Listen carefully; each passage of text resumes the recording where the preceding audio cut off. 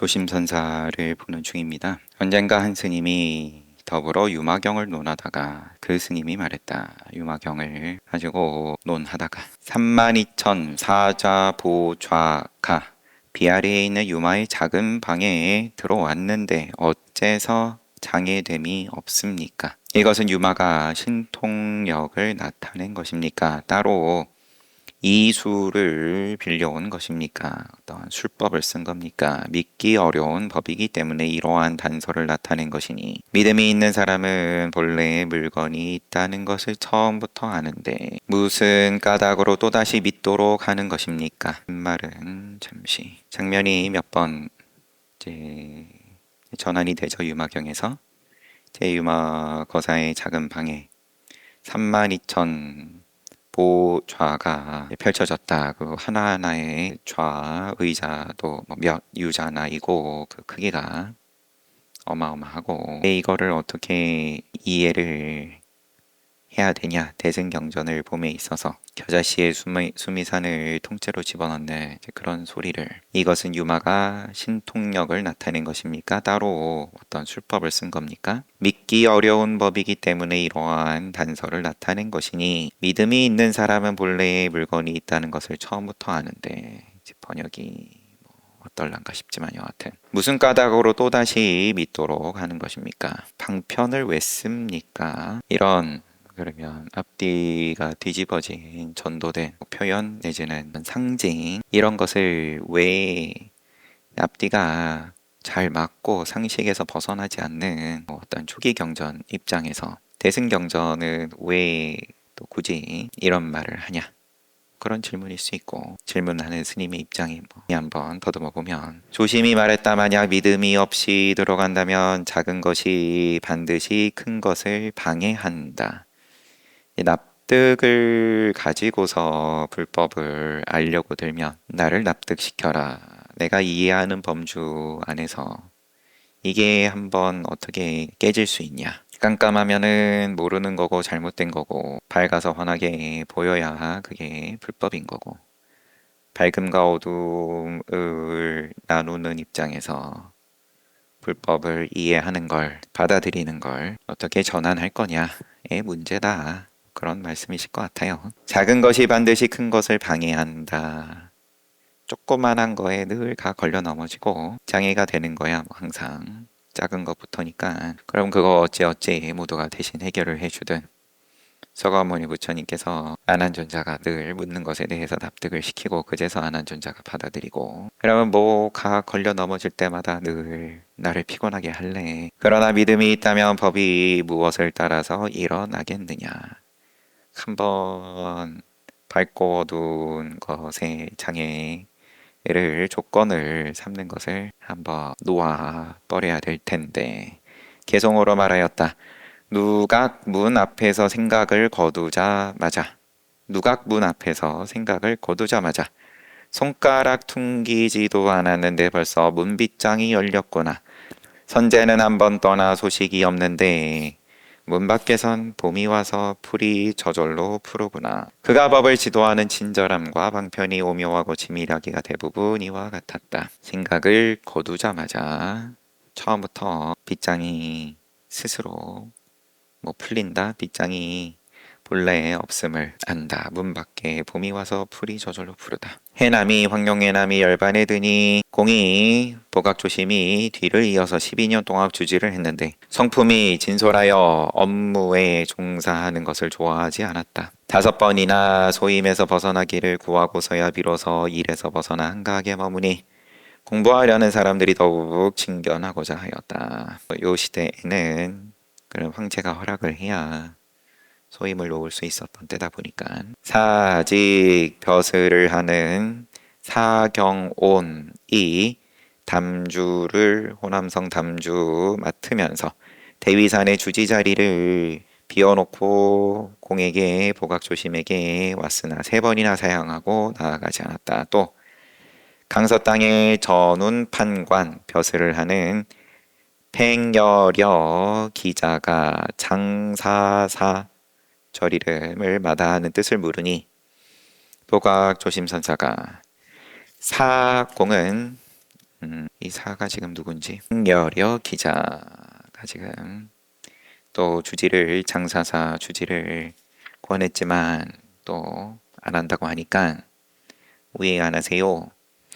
사공은 만나고 싶지만 대위산의 주지는 원하지 않습니다. 마조 백장 이전에는 주지라는 일이 없었고 도인들은 서로 고요하고 한가한 주변을 찾아다녔을 뿐입니다. 그 후에 비록 주지라는 것이 있었으나 왕과 신하가 인천의 스승으로 존경했습니다. 지금은 그렇지 않고 이름을 관에다가 걸어놓고 호적을 가진 백성처럼 바로 심부름꾼을 보내 오라가라 하니 이 어찌 두 번 다시 할 일이겠습니까?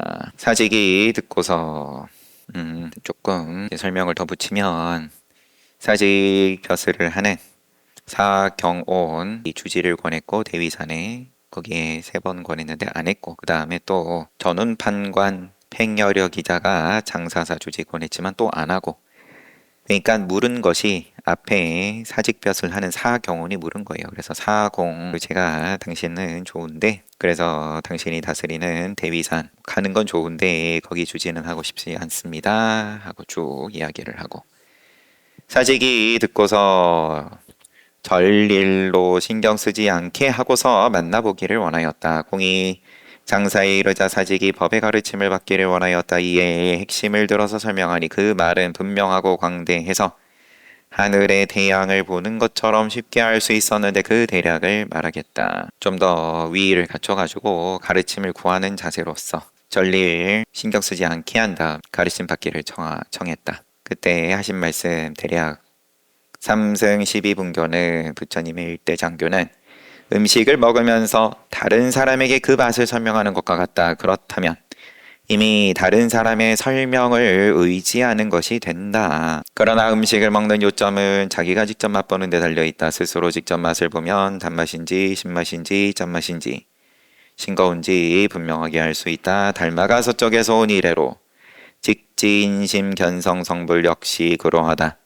진성 진짜 성품을 문자를 의지해서 나타냈으니 그 요점은 자기가 직접 보는 데에 달려있다. 만약에 직접 본다면 눈앞에서 진인지 망인지 생인지 사인지를 분명하게 알 것이다. 만약에 진망 생사를 분명하게 알아 일체 언어 문자를 반조해서 비춰봐서 꿰뚫어보며 직접 맛을 보고 반조해서 꿰뚫어보며 언어 문자를 빌리는 것 빌리는 거지만 의지하지만 그것이 곧 직접 맛보는 것으로 나아가면 이것은 모두가 진성을 표현한 말일 뿐 실체의 의미는 없다. 만약 지금 요달하지 못했다면 병은 어느 곳에 있는가? 이 병은 견문각지에 있는 것이니 납득 내지는 이해를 하겠다고 더듬는 데 있는 것이니 유로 진제에 나아가는 것만 못하다. 이 견문각지를 오인해서 자기가 본 것으로 삼고 있으니 이 견문각지는 모두가 눈앞에 육진을 의지해서 분별하는 것임을 전혀 알지 못하게 된다. 그저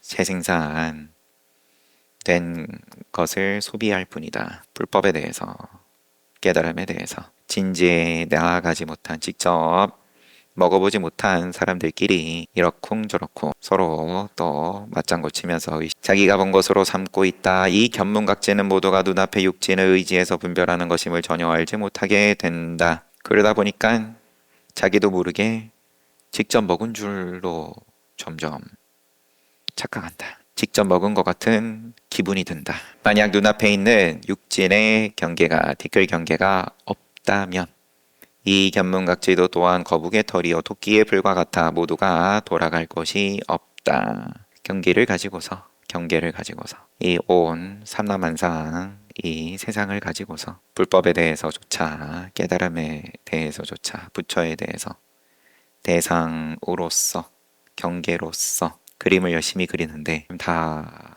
쓸어버렸다. 그러고 나면은 어디로 돌아갈래? 어디다 갖다 붙일래? 사직은 듣지 못했던 가르침을 들었다. 좋은 시절에야 믿음을 내고 찬탄을 하고 예불 공경하고 근데 그의 눈앞에서 사라졌다. 법화경에서 도시를 파현해가지고 얼마든지 문명을 누릴 수 있게 해줬다. 방편으로. 그러다가 또 싹 도시를 없애버렸다. 문명을 아니면 뭐 그 자리에 뭘 갖다 집어넣든 내가 가장 절실하게 의지하고 있는 것을 싹 거두어가 버렸다. 그럼 그때의 경계가 어떻겠냐? 또 한시랑 종고의 물음에 답하여 말했다. 예전에 깨우쳐주는 가르침을 받아 환해져서 의심이 없긴 하지만 큰 의심이 없긴 하지만 정도로 다만 무시일의 습기는 아직 없애지 못했습니다. 그럼 뭘 없애려고 드냐? 아예 몸을 없애려고 들지. 그러면 무시일의 습기인데 시작이 없는 때로부터의 습기를 너는 알고 그런 말을 하냐?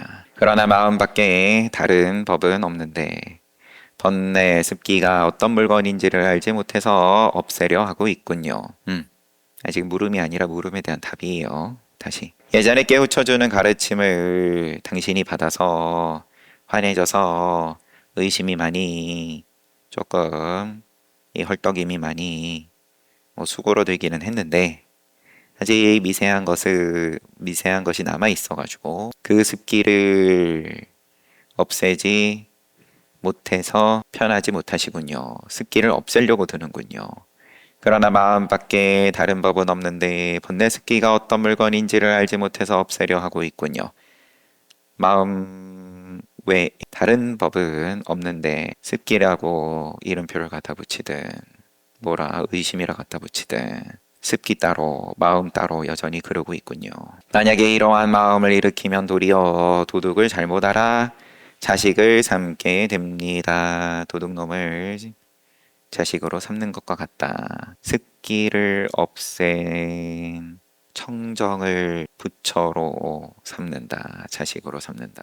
옛날부터 언설이 있는 것은 단지 병에 따라 약을 베푼 것이니 임시 방편일 뿐이니 기가 막히다. 그래서 그 말 선사께서 해주신 그 말 하나 붙잡고 여태까지 하고 있는데 그래서 거기에 만족하고 좋아가지고 더 그런데 이 미세한 거 어떻게 없앱니까? 병에 따라 약을 베푼 것이니 설사 번뇌 습기가 있더라도 다만 열의 직연으로서 다스리는 것이니 모두가 좋은 임시 방편이며 유인하기 위한 말입니다. 만약 치료해서 없애야 하는 습기가 정말로 있다면 이것은 마음 바깥에 없애야 하는 법이 따로 있게 됩니다. 때려잡아야 될 무언가를, 사냥감을. 비유하자면 신령한 거북이가 진흙에서 꼬리를 끌고 가면서 발자국을 없애려다가 더 큰 흔적을 만드는 것과 같으니 마음을 가지고 마음을 쓰는 것이어서 더욱더 병이 깊어지는 것이라고 하겠습니다. 만약 진실로 마음을 밝히면 마음 밖에는 법이 없고 법 밖에는 마음 없어서 마음 따로 법 따로가 아니다.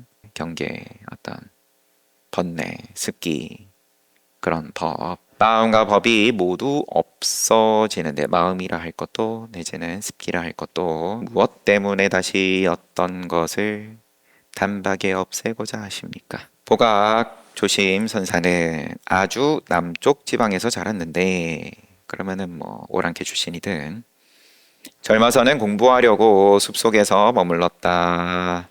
바야흐로 태평시대인지라 남은 몇 년 동안 서울을 관광하고자 하여 경사에 이르렀다. 부마도위 왕선진이 예를 다하여 맞이하였고 수도의 성문바 암자에 머물게 했다. 얼마 후 남쪽으로 돌아가서 다시 여산에서 논이뤘는데 팽기자가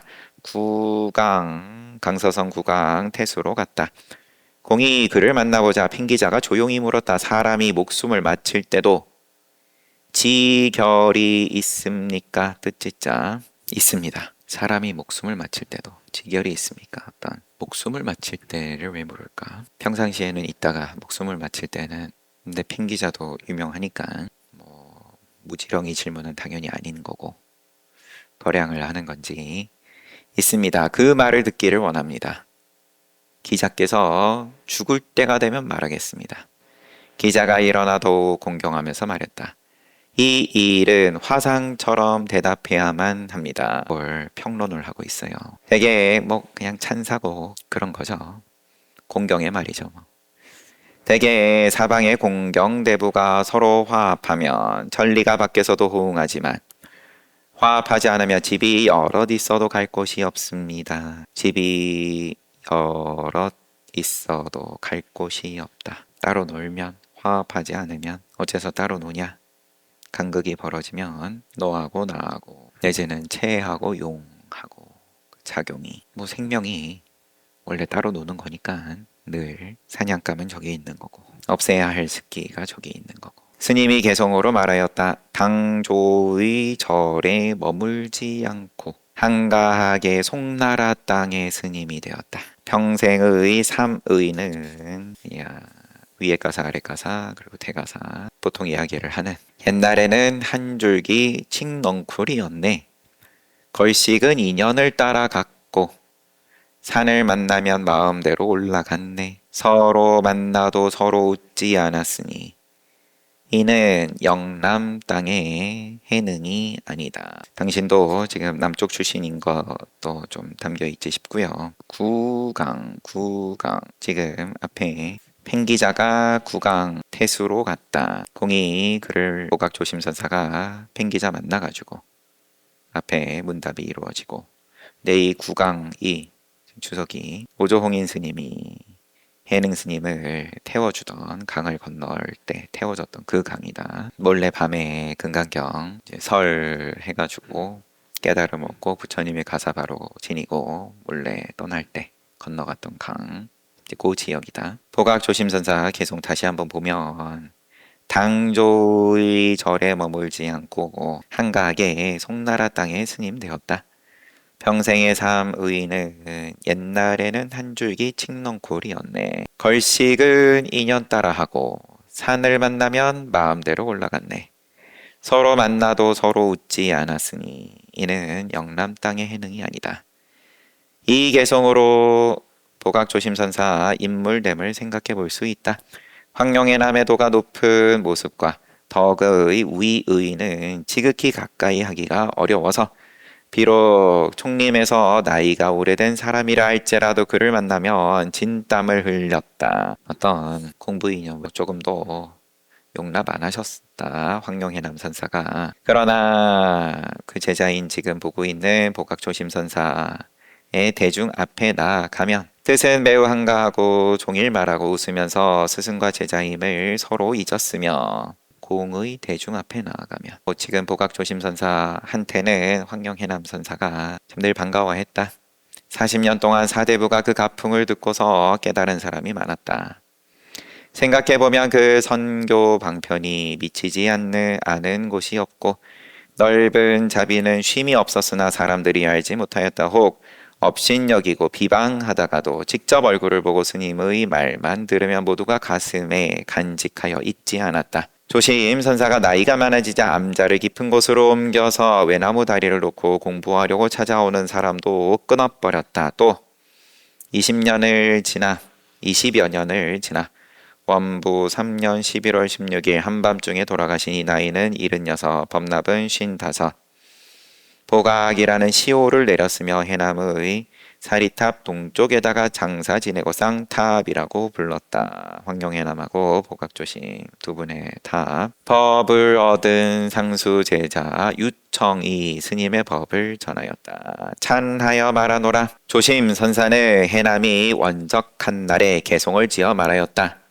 고인이 가신 때가 오늘이니 금일은 예전 그대로인데 사람이 오지 않네. 지금 이미 오지 않고 예전에 가지도 않았는데 흰 구름과 흐르는 물은 공연히 배회하네. 누가 저울과 자가 평평하다고 말했는가? 바로 가운데가 또한 굽었는데 누가 물리가 가지런하다고 말했는가? 사물과 이치가 가지런하다 했는가? 말을 심고서 또한 조를 거두미로다. 천하 사람을 쫓아다녔으니 참으로 가련하도다. 66은 본래 36이다.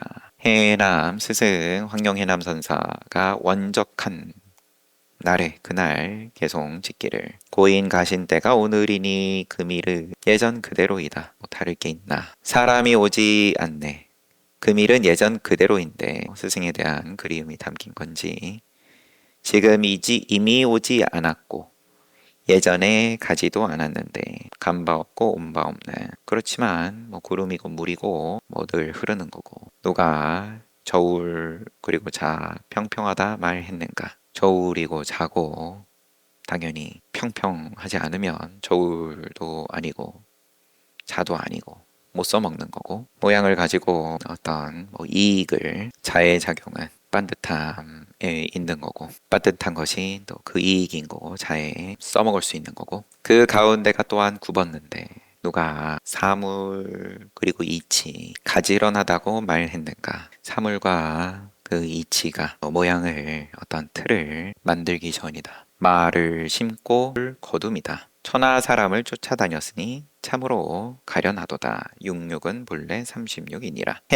해남 선사, 너의 전도된 욕심을 따라주니 남두는 7이요 북두는 8이라고 말한 것을 추모해서 음미해 보니, 지금 보각 조심 선사한테 했던 말입니까? 찾을 수 있을라나? 어제 보기는 봤는데 다른 스님한테 했던 말이었던 것 같기도 하고, 여튼 해남 선사가 남두가 원래 6인데 별이 6개, 남두인데 하나 더 붙여서, 북두도 7개인데 하나 더 붙여서 8, 이렇게 말한 것을 추모해서 음미해 보니 이 노스님은 가업을 잘 이어간 아들이라.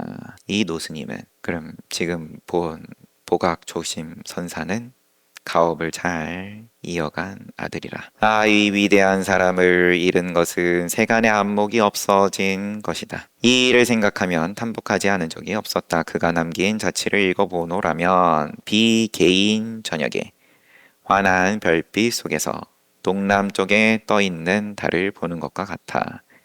내 몸이 연무 속에 있음도 잊어버리게 된다 하고 찬을 남겼습니다. 스스로를 한껏 낮추면서 안개 가운데서 뿌에서 모르지만 도도 모르고, 하지만 또 이런 선지식의 향기가 하늘에 떠있는 밝고 명확한 달을 바라봄과 같아서 잠시간의 시원함을 누린다. 진정극문선사, 진정화상은 선부 하남성 선부 문향 정씨 집안 출신이다. 정씨 집안은 대대로 유명한 재상이 많았는데 집안이 지체 높은 집안입니다. 스님 역시 태어날 때부터 걸출했다. 어려서 고아가 되어 계모를 잘 섬겨 극진하게 효도를 했지만 계모에게서 사랑을 받지 못하고 자주 곤욕을 당했다. 아버지가 연로해지자 아버지가 이 진정극문선사 불쌍하게 여겨 사방으로 돌아다니면서 공부하게 하였다.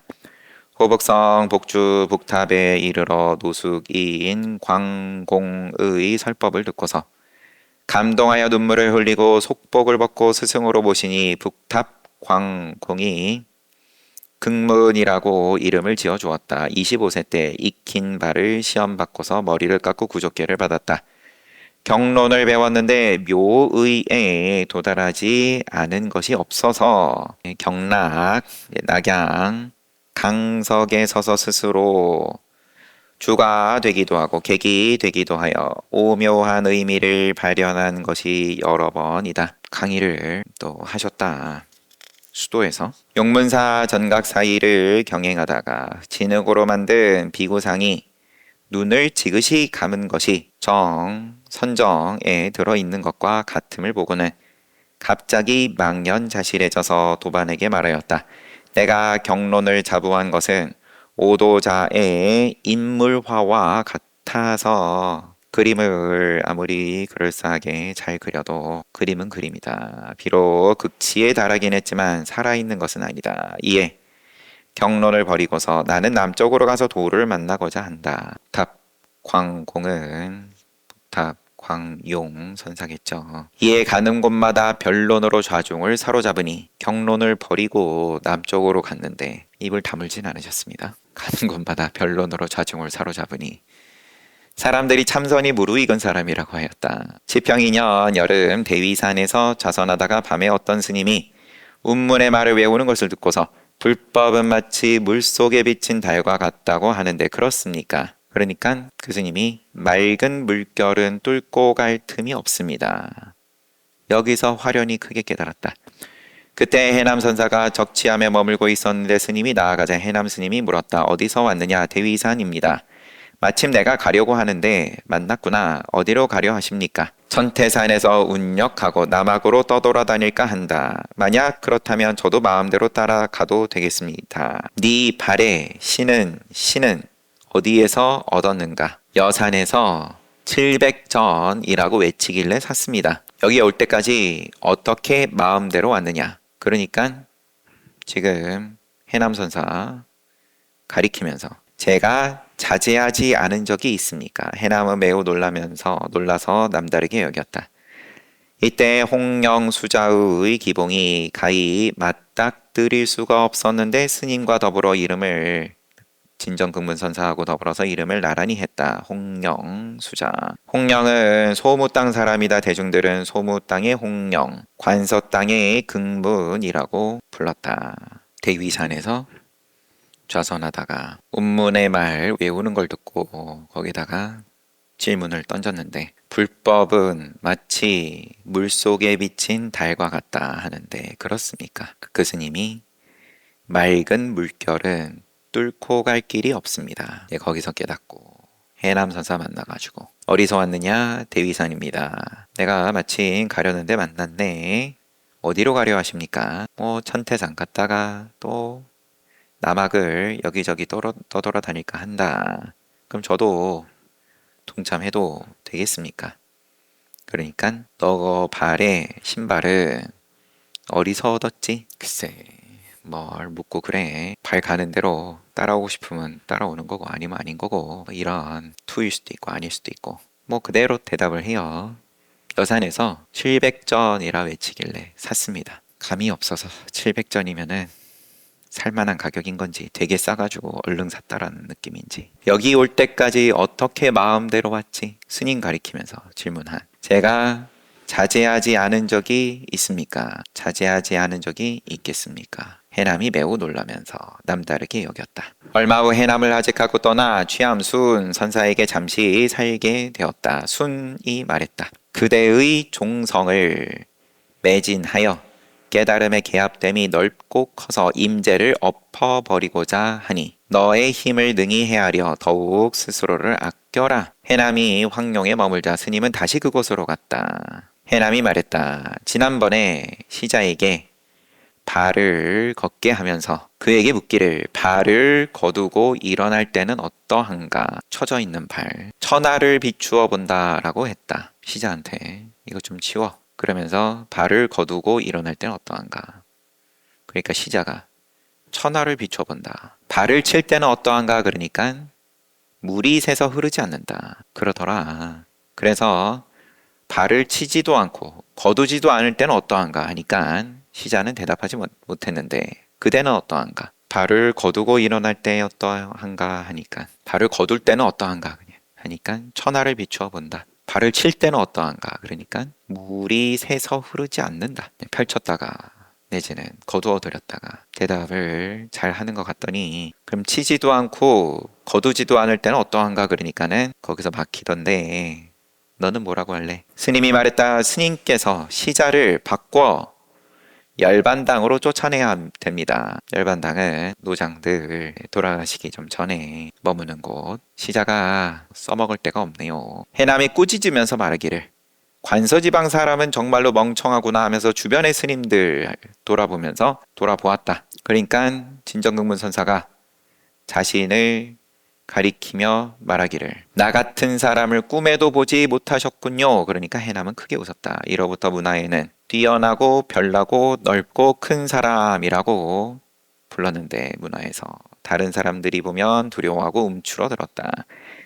해남이 열반하자 남쪽 형악으로 유람하였고 또 앙산에서 대중의 수자가 되었다. 계속 또 이어지는데 시간은 벌써 다 되고 진정극문선사 오늘 그러니까 도각조심선사 스승이 원적한 날에 고인이 가신 때가 오늘이니 금일은 예전 그대로인데 오늘은 오늘인데 사람이 오지 않네. 지금 이미 오지 않고 예전에 가지 않았는데 구름과 물은 공연히 배회하네.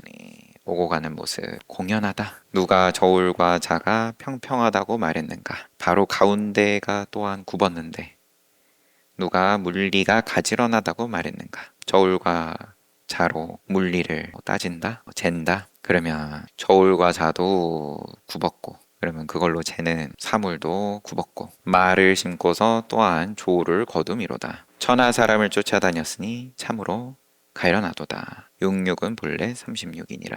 잘 봤습니다. 쉬었다 정진합시다.